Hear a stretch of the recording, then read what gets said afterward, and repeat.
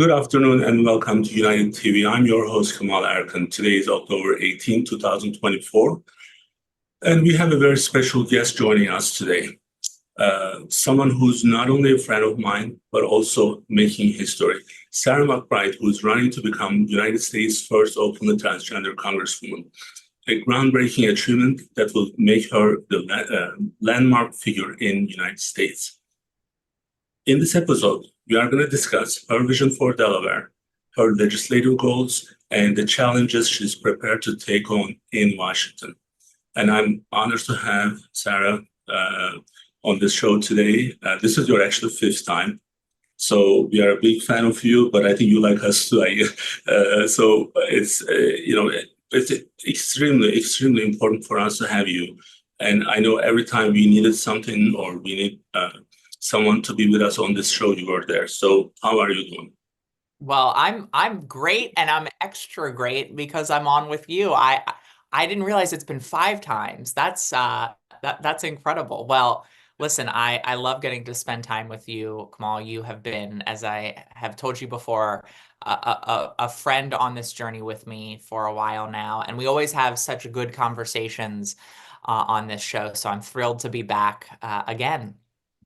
Well, thank you. So you had a great primary campaign. The way that you process everything was good. Now we have I think one person is someone from your team is joining, so I just let them in. So now we have some challenges, but kind of there are certain things I can kind of predict. So. And this was our first time, it was July 16, 2021, when you didn't have any plans of running for Congress. And I had it on the live YouTube saying that you are going to be running for big offices. So it started from there, April 2022, October 22, November 23, and now you are with us. So personally, I think your journey is just starting. Although you have been doing a lot on your personal side, on the politics, your professional life, but I think your journey is just starting. I think we are going to be able to see, well, in a way, I can see maybe the female of Joe Biden's journey, who was around your age, maybe a couple of years older than you were, and maybe that is repeating. But I know you are going to be even more successful than he is. So thank you again. Now let's just have a couple of questions for you, and we can start with those. Now, from this new role, you already know Delaware very well. But there are some more responsibilities with this new role. So what are the biggest opportunities for Delaware at the federal level? Sure. Well, first off, it's funny. I saw the clip from, I think, our first interview that you recently posted, where you did demonstrate your clairvoyant powers by predicting exactly what has just happened, which is that Lisa Blunt Rochester is running for the Senate and I am running for the United States House of Representatives. You knew it before I knew it, and so I won't question your predictions that you just made moving forward, although I will say I don't know how anyone can be more successful than Joe Biden.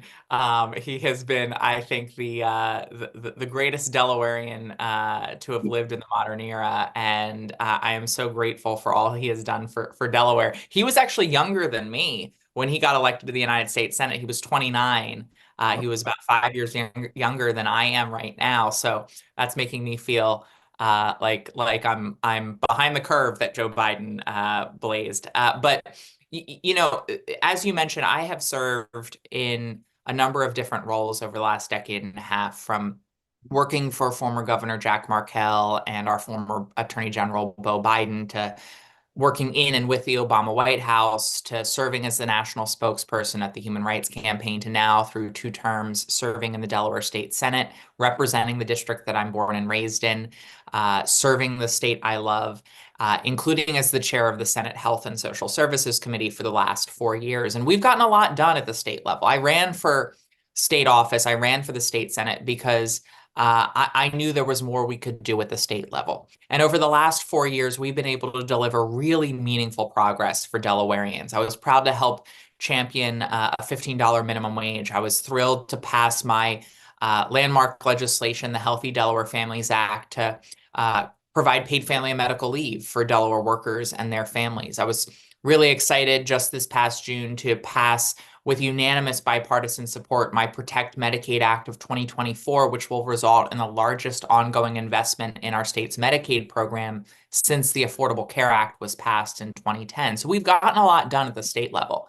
But I decided to run for the U.S. House seat because at the end of the day, I know as someone who has served in state government, someone who has worked at the federal level, that the only way to truly meet the needs of all of our neighbors, the only way to truly grapple with the scope and the scale of the challenges that we face as a state and as a nation, the only way to do that is with federal action and federal investment. But in order to get that federal action and federal investment, we've got to send people to Washington who have what I believe I bring to the table, which is a proven track record of rolling up my sleeves, diving into the details, bringing people together to deliver that real and lasting progress, much of which I just mentioned. And at the federal level, we have an important opportunity to help Delaware grapple with some of the most significant top-of-mind issues that voters across the state talk to me about every single day.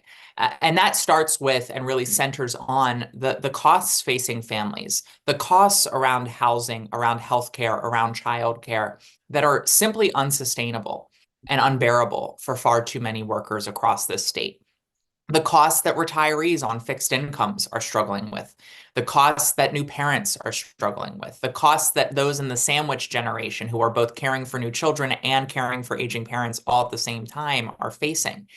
And in order to bring down those costs, in order to guarantee affordable childcare for every family in this state, we're going to need federal action. We're going to need federal investment. I want to bring that investment here to Delaware so we can build out our childcare infrastructure and provide quality, affordable early child education for every young person.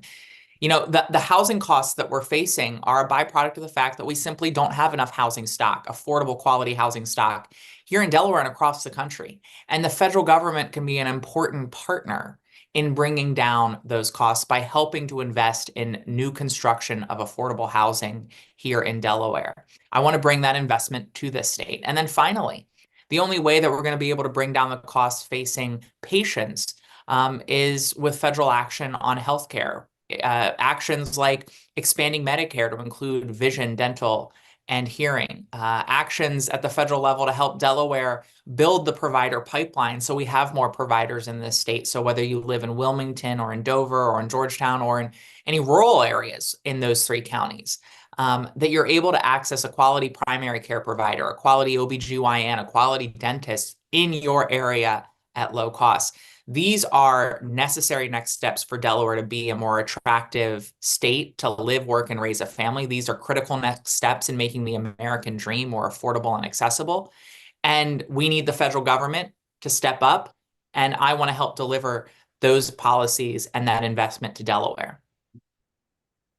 No, that's excellent. So now there are a lot of opportunities, I believe, and Delaware has a lot of potentials. And I know you are aware of most of the issues in the future we may have. And then having you on this seat, to me, it's actually kind of a peace of mind. So I know that there were certain things that I was worried about before the primaries, and I'm still, but you and Lisa being in the, and Chris Coons being in the Senate, I think will be able to deal with those problems. Mostly I'm talking about the legal system. And I mean, I don't want to go into that unless you do, but it's just having the right people in the right place probably is kind of hopeful for us. And I know we should be in good shape there. Now, I know healthcare, and then you just mentioned the affordable healthcare, and you are the champion of the paid family leave. And actually, that was our first session was about. So it was 2021. So, you know, what's really nice about these types of interactions, we are able to kind of follow closely what our state officials, federal officials are able to do, and we can actually measure what they do if there's an outcome from what they started, and you did it. So with the paid family leave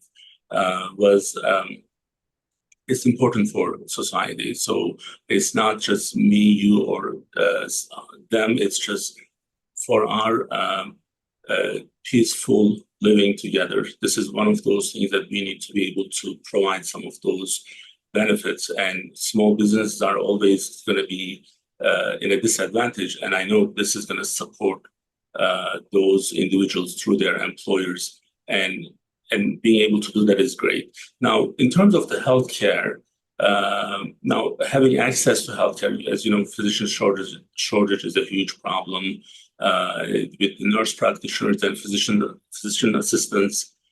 I think we are doing a good job getting them on board. Even at United Medical Clinic, we have 3, 4 of them right now, and we utilize them in every different level. But what are the next steps that you think you are able to take to ensure this access is available to everyone? Sure. Well, I think a couple of things. One is that for far too many people who have health insurance coverage, they still remain underinsured. They still face high premiums, high deductibles, high out-of-pocket costs that make healthcare practically inaccessible for them, even if they have health insurance coverage in a technical fashion, on paper, I should say. And so I think there's a number of steps that we need to take at the federal level to expand access to quality coverage, whether that's a public option on the individual marketplace to increase competition in the individual marketplace, whether that's expanding Medicare to cover the full range of healthcare needs that people have, as I mentioned, expanding it to include vision, dental, and hearing. I'm incredibly passionate about oral healthcare. It's been an issue that I've worked on in the Delaware General Assembly to recruit more dentists to underserved communities here in Delaware. We've actually been able to reopen previously shuttered dental clinics at our federally qualified health centers because of legislation that I passed in 2022 that has now brought in more dentists and brought in those dentists specifically to those high need areas that have allowed those clinics to reopen. And if you're a senior citizen, if you're a person who's relying on Medicare, it is unfortunately unaffordable for many to be able to purchase those plans privately to cover vision, dental, and hearing, or they're forced to choose options that unfortunately provide substandard coverage in other areas of healthcare in order to secure the vision, dental, and hearing. So there's definitely a lot more that we need to do at the federal level in terms of expanding coverage with Medicare, including continuing this president's work to cap the cost of insulin, to extend that to more patients, to continue the cap on out-of-pocket expenses that folks on Medicare have to pay for prescription drugs. We should be continuing to lower that. And I believe that when it comes to building that provider workforce here in Delaware in particular, you know, I helped lead the charge alongside some of my colleagues to implement and improve and expand our state's loan repayment program. I'd like to see us build on that progress at the state and federal level to really help healthcare providers grapple with the burdens of student debt and to make this state more attractive for them to live, work, and raise a family in. But I also think we have to build that pipeline here in Delaware. And I've already started having conversations with healthcare providers, with the universities here in Delaware about the need for a medical school in this state. And I am interested in utilizing a partnership between the federal government, the state government, and private institutions to see what is possible, what is practical, what is feasible, and where we can secure funding to cross some of the initial barriers that have prevented us from being able to establish some kind of medical school here in this state. I think medical school is the key. Although we have some partnership with Thomas Jefferson, Yep. Christiana, and also UPenn with Bay Health System, it's not enough. That's at the residency level, but medical school itself is one that we definitely need. I've been actually saying this for so many years, but that's one of the things that if it can be done, in your first or second term, that would be excellent, right? So, and it would really help because we have a lot of issues. A lot of physicians are retiring, so that's the. It's not like we don't have enough. There are a lot of people who are coming in from the residency, but a lot of them are retiring, and people are living longer.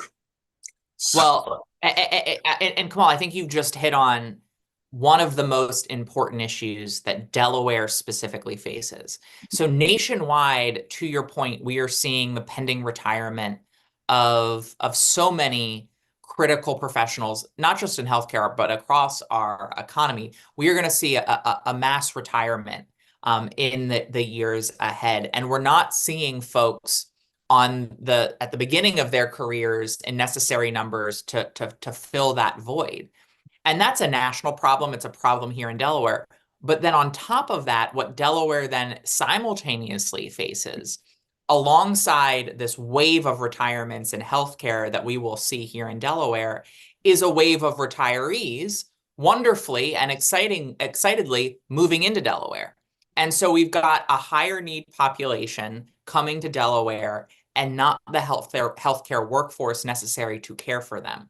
And so we have to do a better job of meeting that population growth that we're seeing among retirees with with growth among young workers and young families, so that we not only have the tax base necessary here in Delaware to fund critical benefits and programs through state government, including our schools, but also so that we have the actual workforce necessary to provide quality, accessible care to that aging population that we are seeing, particularly in the southern part of our state. So I think there are a lot of things that needs to be done with the state Senate and the House and the federal. And I know Brian Townsend and a couple of the people from his team, his friends, they're actually working with the primary care bills.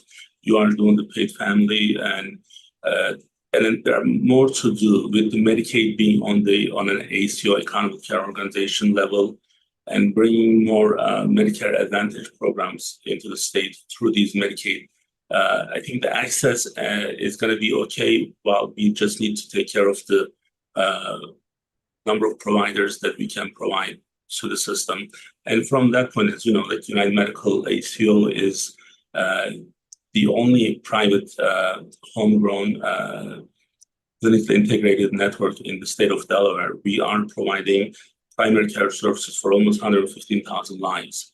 And, I take my responsibility, my role in this extremely seriously. So I know that working together with you guys on the federal level, at the state level, we should be able to have a good dialogue to come up with solutions. Absolutely, and it's an ongoing conversation, and I want to really highlight something that you just mentioned around Medicaid, and I touched on this before, because in my first term, paid family and medical leave was a huge priority of mine, because when we're talking about access and cost when it comes to healthcare, we're not just talking about the cost of medication or the cost of seeing a doctor or the cost of health insurance. We're also talking about the financial security and the financial burden that comes with having to take time off work in order to get care or in order to take care of a loved one. That's where that paid family and medical leave program, which will start next year, really comes into play to provide that financial security to folks through those incredibly frightening challenges in life. But then in my second term, one of my big priorities was Senate Bill 13, which was just signed into law by the governor. I mentioned this law, the Protect Medicaid Act of 2024. And Kamal, that legislation, as I mentioned, is going to result in the largest ongoing investment in our state's Medicaid program since the Affordable Care Act, $175 million annually for our Medicaid program to not only be protected for future generations, but enhanced and expanded for current and future generations here in Delaware. We're going to be able to raise reimbursement rates with this funding so that we can make Medicaid a more financially sustainable option for providers to take. We're going to be able to expand coverage to communities and services that don't yet have it, so they do have access to this critical life-saving insurance benefit that already 1 in 4 Delawareans rely on. And so I'm really excited about the progress that we're going to be able to make once that funding starts to come into Delaware. That's great. Now, speaking of funding, stimulus packages, we always look for those things. Now, my personal position, I try not to expect too much from the government. So as an individual, as a business, we have to be able to do things on our own without being funded. But there is the reality where some businesses needs to be supported. Some areas needs more support than others. So now traditional industry is important, while we want to actually also stimulate the tech-driven growth with innovation. What do you think we can do on that while we are actually supporting innovation? We are not losing the traditional industries, and we are also supporting them. Is there some balance, or do we have to go one way on that? Well, I love this question because I think this question actually highlights what the future looks like for Delaware and the unique opportunities that Delaware's economy faces in the next several years and several decades. Before I get to the tangible or to the specific question you asked, one thing I do want to say as we're talking about businesses that I'm really excited about is the proposal by Vice President Harris to expand the small business tax deduction from $5,000 to over time $50,000. We know that the current deduction at $5,000 is simply not enough for an entrepreneur to be able to get the capital necessary and have the financial flexibility necessary to start a business. And so I'm very excited about the prospect of helping to incentivize and foster that entrepreneurship, that innovation among small businesses with that proposal that the Vice President has put forward that I hope to be part of a coalition championing in the U.S. House of Representatives. And Delaware's economy in particular is disproportionately made up of small businesses. So things we can do to support small businesses and entrepreneurs with the tax code, I am eager to support to unleash that potential and that innovation. But to your point and your question around tradition versus innovation, I think this is a place where Delaware actually is uniquely positioned, because I don't believe that this is an either or question. I believe that Delaware's longstanding industries, legacy industries here in this state, from innovation around biosciences and life sciences to financial services, those legacy industries are primed for seizing the opportunities before us. Financial services is a great example. The financial sector is a great example. We've got these legacy companies here. We have a long history of really incredible growth within democratizing banking here in Delaware for the nation. And I think the new and emerging technologies, the fintechs that are available, frankly, seizing the opportunities with digital assets, would allow Delaware to harness the legacy traditional industries that we have here with these new emerging technologies. And I think federal investment, but also federal reform to foster innovation with these new technologies and emerging technologies is going to be critical for Delaware to take those legacy industries and help to transform them into the 21st century. And so I'm really excited about what's happening at the University of Delaware around the FinTech Center that they have on the Star campus. I'd like to see us pass some reforms at the state and federal level that will allow for a little bit more flexibility for those smaller and emerging fintech companies and ideas that we're fostering here in Delaware, for them to be able to pursue some really creative ideas to democratize banking. And I think that will not just help those small businesses that are being incubated at that Star campus, but I think it'll also allow for those small businesses to, in some cases, be incorporated into existing legacy institutions like JP Morgan that have really robust presence here. And I think the same is true in the life sciences and the biosciences. The same is true across our economy, that we can continue a legacy and a tradition of leading in life sciences and agroscience, in financial services by unlocking those new technologies here in the first state. So let me ask you a different question. Did you watch or did you see the House of Cards? I did, yes. Okay, so when it came out, I think it was 2016 maybe. So then I actually started watching it again. So if it was a long time ago, you should really do it again. Now, this is kind of related to my next question. So as I'm watching that show, there are a lot of real situations, real cases there, and a lot of complexities, a lot of different egos. And you being the junior, the youngest, one of the youngest, you'll have different challenges there. So how do you plan to navigate those complexities while you are still staying in the values that you promised during the campaign? Do you think they will? Now, I say do you think, but I know it won't happen. But do you feel like you are going to have some unnecessary tension from those people who are more senior to you on both sides? They are going to be jealous of you. That I can tell you that everyone is like, in a good way or a bad way, they're jealous. So I'll tell you that. So even if they're on the Democratic side, they may still be giving you a hard time. So do you anticipate that?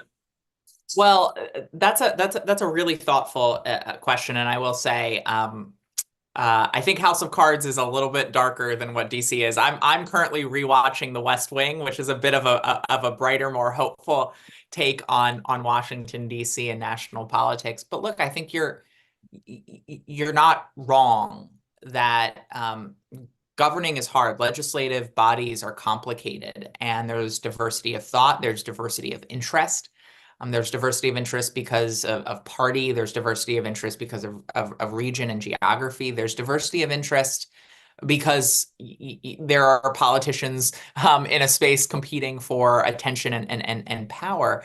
But my approach has always been the same throughout my career, which is to go to any space that I'm in and get to know my colleagues on both sides of the aisle, build personal relationships. 1, 2, never view politics as a zero-sum game.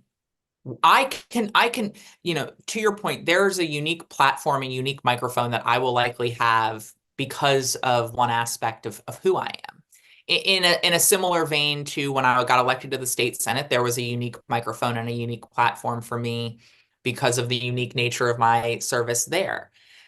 And what I've always tried to do is to take those microphones, to take those platforms and acknowledge, yes, I am proud of that one aspect of who I am, but it is just one aspect of who I am. And I want to talk to you about the issues that I'm actually hearing from Delawareans, like paid family and medical leave, like childcare, like healthcare, like housing, and to utilize that microphone to lift up the voices of the people that I'm representing, but also to use that microphone to lift up the good work of my colleagues, so that I'm taking the opportunity when I'm given perhaps more opportunity to speak because people are curious what the first trans state senator or the trans member of Congress wants to say, to not only uplift those issues, but to say, look at the great work that my colleague, Senator Kyle Evans-Gay, is doing on childcare and voting rights. Look at the good work that my colleague, Representative Mimi Minor-Brown, is doing on maternal health. Look at the great work that my colleague, Marie Pinckney, is doing on criminal justice reform and making sure we have smarter justice policies in this state. And I think that that is not only the right thing to do, because a rising tide lifts all boats, but also I think it helps to foster an environment where my colleagues and I see each other as equals and recognize that we can champion and celebrate each other's work. It's not a zero-sum game. And I think that fosters goodwill between me and my colleagues, as it has in the state Senate. It's helped to, I think, foster an environment where I've been able to deliver on some really big, seemingly intractable issues with the full support of my colleagues in the Democratic caucus. I hope and I believe that that will transfer to Congress. A selfless approach that takes whatever opportunity I have and uses it to lift up the voices of others, whether that's my constituents or my colleagues. So, if they ever give you a hard time, so you need to tell them, You have your big brother here in Delaware, so then I'll come down and beat them up. So, but what they need to know, or maybe they already know. That's why I'm saying that there's a lot of envying. So, I mean, I talked to so many people, trust me on this one. Now, you are not. I mean, you didn't start this 2 years ago. You were a teenager when you worked. Actually, I mean, I don't remember specifics at that time, but we worked together with Jack Markell in 2007. Mm-hmm. Well, I'm a couple of years older than you are, of course. So, you were a teenager, right? You were 16? Probably, yeah, 16, 17, 18. Mm-hmm. And it never stopped. So, this is a very well established, accomplished person. Yes, you are young, but you cannot apologize for being young. So you are going to do a lot of good work, but I know you are going to also have a lot of challenges. Now, one other thing that I do want to actually add, our first session 3 years ago, 3.5. So kind of towards the end, it got a little bit emotional. So I could see, I was just watching the other day with Sean. Sean is in the room here. So I was just showing him, I almost cried. Why? Is because you could have done it in an easier way. And then you could just run on that specific agenda and then say, this is who I am and this is this is how I identify. And you could just, be all over that and then get a lot of attention. And every time we discuss these issues, not like you don't want to be the voice of who you represent, who you are, but I never heard you saying that here, my agenda is I'm going to run on this transgender issue. You never did that. And that's, I support you in any way. So personally, politically, no problem. Even if you were running on that agenda, I would still support you. But knowing how level-headed you are with what you want to do, it's not like I'm going to be there for this specific one and I'm going to just, do X, Y, Z. That's not what your seat is going to, it's not going to be expected from that seat. It's going to be, hey, you can represent entire Delaware. And when it's needed, you can actually represent the state and the nation. And that's why I think you are going to be very special for all of us. And now I know you have stuff going on, and I'm going to just ask you very quickly. When President Obama, when he was asked what his legacy was going to be, he said healthcare was his legacy. And now I don't know if I say Obamacare, it shouldn't be negative, right? It's Obamacare. So it was available that it is his legacy. What is your legacy going to be for the future? Well, it's a hard question to predict the future, but what I know is I don't want my legacy to be about one aspect of who I am or one election that I win. I want my legacy to be about the tangible progress that I make. I want to leave the world a little bit kinder and a little bit fairer than I found it. And to me, at the heart of that is making sure that every person is able to get the care and support that they need through the inevitable challenges of life. Just very briefly, you and I have talked about my experience as a caregiver to my husband, Andy, during his battle with terminal cancer. And throughout that experience, throughout that 1.5 year long journey and course of treatment and eventually finding out that his cancer was terminal and walking him to his passing, throughout all of that, he and I knew how lucky we were. And I do not believe that in a state of neighbors, I do not believe that in the wealthiest, most developed nation on earth, that time and that ability to get care should be a matter of luck. I believe it should be the law of the land. And so my hope is that my legacy will be in building out that care infrastructure. So whether you're facing the challenging joys of welcoming a child into your family or the abject terror of a serious illness, that when you face those hard times, those most inevitable of hard times, that you have a little bit of breathing room and a little bit of support, and that it's not a matter of luck. Well, Sarah, thank you so much again. I know this is just the beginning, as I said in the beginning. Now, this is the beginning of your journey. You are going to do a lot of good things. We are going to do those. Hopefully, we can be there to support you. You are a great person, and you have done so well, and you are going to be a great congresswoman. And I am, again, proud of you for who you are and what you have done and what you are going to be in the future. So thank you for joining us. Thank you, my friend. Good to see you. See you again. Here. Almost maybe cry again. So Sean is joining us. And you said the tank cameras do mean it. So you need to close the lodging.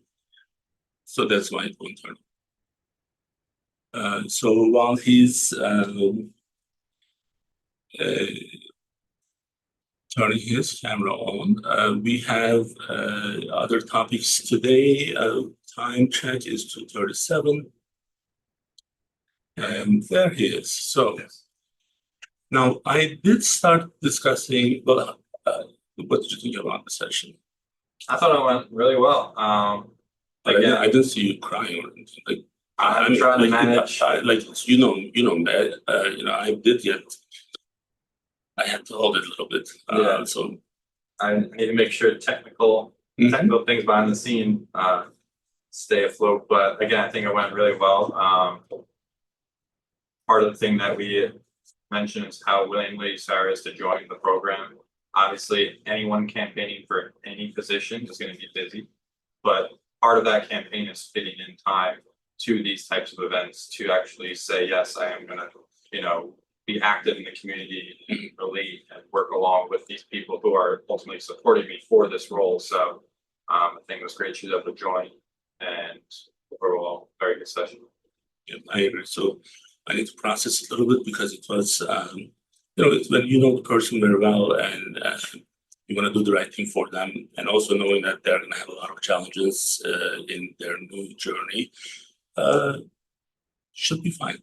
Yeah. So now I start talking about the social media and regulations over social media and impact of social media. And there are a couple other people that I'm talking regarding this topic.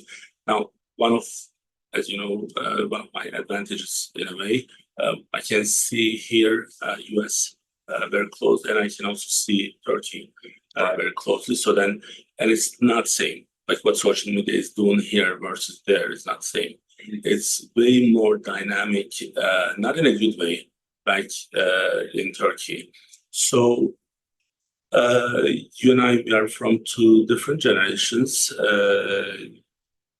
So I want to actually kind of see someone who is representing the younger generation here, what your take on the media is, and then do you feel like social media is, because to me it's out of control. One of the things that I will lobby for is to have these social media companies to limit the access to individuals with their social security number, and also businesses with one tax ID only, so that you cannot have 200,000 accounts. So I think there's a bunch of different aspects combining it into this. As we know, social media is just growing exponentially, obviously in the last decade, even since turn of the century. The amount of accounts, like you're saying, whether it's the bot accounts, we know with Twitter, that was a big part of why Elon Musk was actually interested in purchasing Twitter, which is now X, in the first place, was how some of the data or information that was being presented to the public was actually inaccurate, because you found out, 20,000 of these likes were from bot accounts. So there's really not that many people out there supporting this or talking about it. I think in terms of where people get their news nowadays, a lot of people are relying on social media and they're actually just trusting it. I don't think a lot of people have the time to say, let me dig into this further, because most of the time you're looking at it on a smartphone. If you're on your way to work, or maybe as you have breakfast in the morning, you're not going to look at an article, read the headline and say, all right, now let me go research it further and see, is this actually legit? You're kind of just going to take it for face value, what it is. And I think that ease to information is a big aspect on how it's easy to maybe manipulate, you could say, with propaganda, and saying, if we have a bunch of different news sources that all have a similar title saying that this event happened and it's really bad and this person was behind it, if you see it from 6 different ones, you're going to say, oh, that must be credible. However, you don't know that those 6 different ones belong to one overarching umbrella. So I think if you're saying for my generation, the access to it, a lot of people are relying on social media as opposed to, like, most people, I guess my age, would sit down and watch 6 o'clock news every night. That might be something generations previously did, because they would rely on that to get their news. Even like at newspapers, most people aren't reading newspapers in the column on a train to work as often. So I think just that accessibility has a big part to it. But again, people aren't actually going to be digging deeper to see who's behind these accounts, what that main agenda is on why these articles are maybe surfacing. And then just one other thing too is, I know these websites and apps have the ability to track your data and then personalize your search results to what you are maybe interested in. So we always see that thing where the phone will pick up, like if you searched for a new deep fryer, all of a sudden when you go on to any other app, there will be 50 ads to buy a new deep fryer. Having these custom search results customized to who the user is. So if the program can kind of tell which side you're supporting, it's going to feed you all things on that side that support that and go against the other. Whereas it's not going to be that neutral, independent, here it is, and you can interpret it from your side or the other side. It's kind of just giving that bias, kind of providing you with that confirmation bias of, here's everything supporting what you're already thinking. And that's all you're going to see. You're just going to be flooded with this far left or far right. And regardless of what the topic is, again, it doesn't have to be political, but just any topic is just going to be really polarized, I think. So, I think one maybe let me actually try to explain this to you. So in the 90s, when the internet was still new, and as it was progressing, we have E-Trade in the beginning. So what happened with the E-Trade was the tax regulations didn't apply to it in the beginning, because the law doesn't say what it needs to do for the E-Trade. So then government quickly actually updated that, saying that, hey, no, you have to do this, so that they are actually taxing those trade. So as the law we have today, Constitution, it's not going to be enough for everything that every new challenge or development that we have. It's not going to be enough for that. And because of that, I don't think we were able to handle and address the issue of who is driving these messages, who's using them, how are they using them, and when they do, what's the punishment? Yeah, I think so. Like this fake account, I'll tell you that we have United Medical Clinic, but they all have tax IDs. The only fake account I have is Elon Musk TR. That's the one that we did it for the Neuralink. So to support Elon Musk that time. This is like 3 years ago, almost 3 years, right? So, but then every other has tax IDs, and I have one account. But if I want it, I can actually multiply accounts on the other side. I can have so many different names and so many different things. And that's why, like, when they say, like in Turkey, they say like there's 60 million social media users. Well, they don't have 60 million social media users. They are actually 60 million maybe accounts, but it may be coming from 50 million people.